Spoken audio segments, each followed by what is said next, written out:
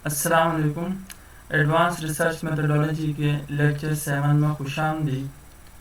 Chapter 1 introduction में overview of the study, background of the study और problem statement पढ़ने के बाद आज हम रिसर्च क्वेश्चन और रिसर्च ऑब्जेक्टिव पढ़ेंगे।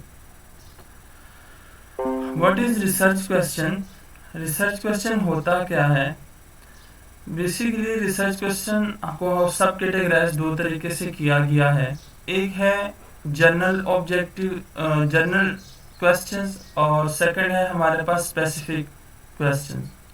जनरल रिसर्च क्वेश्चन में हम ओवरऑल जो हमारी स्टडी का क्वेश्चन होता है, ओवरऑल स्टडी हम उसके ऊपर डेवलप करते हैं क्वेश्चन को। और जो हमारे पास स्पेसिफिक क्वेश्चंस होते हैं उसमें हम वेरिएबल टू वेरिएबल हम रिसर्च क्वेश्चन बनाते हैं।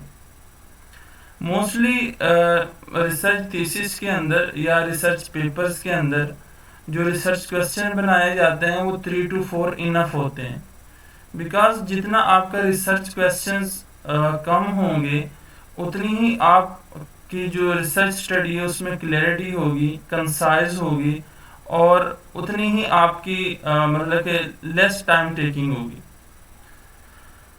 मोस्टली जो रिसर्च क्वेश्चन होते हैं वो स्टार्ट विद वर्ड स्टेटमेंट के साथ होते हैं, लेकिन इसके अलावा हम डस के साथ भी उसको स्टार्ट कर लेते हैं एज पर और स्टडी जैसे हमारी स्टडी है और जो भी उसके पर्पसेस हैं, एम्स हैं, उस वजह से हम रिसर्च क्वेश्चंस को डेवलप करते हैं।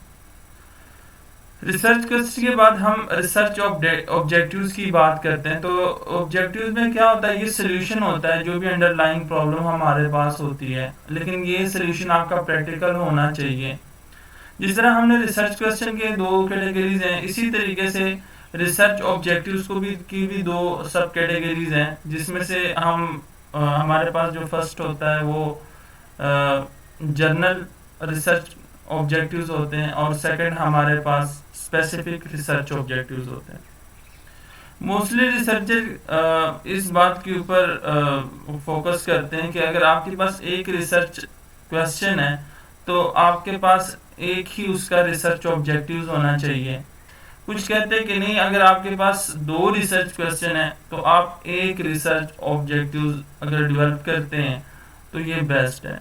ठीक है, तो आप किसी भी तरीके से कर लेते हैं, कोई फोकस नहीं है।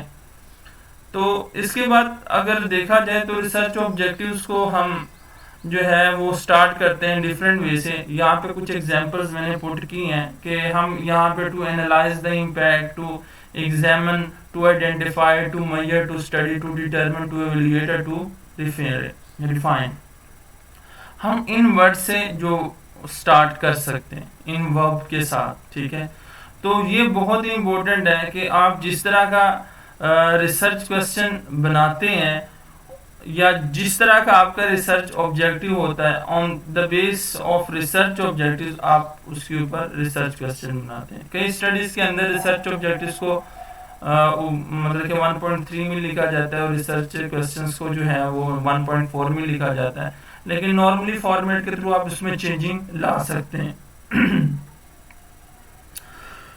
अब हम मूव करते हैं एग्जांपल्स की तरफ। तो एक छोटी सी एग्जांपल है हमारा, जो एक एग्जांपल के तौर पे एक रिसर्च पेपर था, तो उसी में से मैंने ये कुछ डेवलप किया है आप सबको समझाने के लिए। रिसर्च टाइटल हमारे पास ये नेम है रिसर्च पेपर का। ठीक है, तो हमने इसमें से रिसर्च क्वेश्चन जो निकाले हैं, तो इसमें हमने बेसिकली ये स्पेसिफिक रिसर्च क्वेश्चन है। तो हमारे पास अगर आप देखें the effect of financial literacy on the financial capacity and saving behaviour from the perspective of investment in Iran. ठीक है, तो हमारे ओवरऑल स्टडी में जो हमारे पास वेरिएबल्स हैं, इंडिपेंडेंट वेरिएबल है वो फाइनेंशियल लिटरेसी है और डिपेंडेंट हमारे पास फाइनेंशियल कैपेसिटी और सेविंग बिहेवियर है। तो हमने स्पेसिफाई किया पहले फाइनेंशियल लिटरेसी को हम इम्पैक्ट चेक कर रहे हैं फाइनेंशियल कैपेसिटी के ऊपर, और सेकंड में हम फाइनेंशियल लिटरेसी का इम्पैक्ट चेक कर रहे हैं सेविंग बिहेवियर के ऊपर। तो ये स्पेसिफिक है। तो ओवरऑल अगर हम यहाँ पर लगा लेना, इसी टाइटल के अंदर ये ओवरऑल है हमारा, what is the impact of financial literacy on financial capacity and saving behaviour from the prospective of investor in Iran. तो ये हमारा क्या हो जाएगा, ओवरऑल रिसर्च क्वेश्चन बन जाएगा, ठीक है, जिसको हम कहते हैं जर्नल रिसर्च क्वेश्चन। इसके बाद हमारे पास नेक्स्ट है रिसर्च ऑब्जेक्टिव। अगर हम इसमें से जो व्हाट इज हटा देना, रिमूव कर दें, टू एनालाइज द इम्पैक्ट, तो हम बाकी स्टेटमेंट ऐसे ही लिख लें, तो आप देखेंगे ये हमारा रिसर्च ऑब्जेक्टिव जो है हम इस तरीके से डेवलप कर लेते हैं। अब हम मूव करते हैं अपने नेक्स्ट टॉपिक की तरफ। ये थोड़ा सा इम्पोर्टेंट है। जब आप रिसर्च ऑब्जेक्टिव्स या डिफरेंट रिसर्च थीसिस के अंदर या रिसर्च पेपर के अंदर आप मुख्तलिफ वर्क को यूज़ कर सकते हैं, तो ये एक प्रॉपर वे है ब्लूम टैक्सोनॉमी के अंदर आप इससे बहुत कुछ लर्न कर सकते हैं। Basically you use the verb to create your learning objects. आप अच्छे तरीके से मुख्तलिफ जगह के ऊपर बेहतरीन इस्तेमाल वर्ब्स का कर सकते हैं।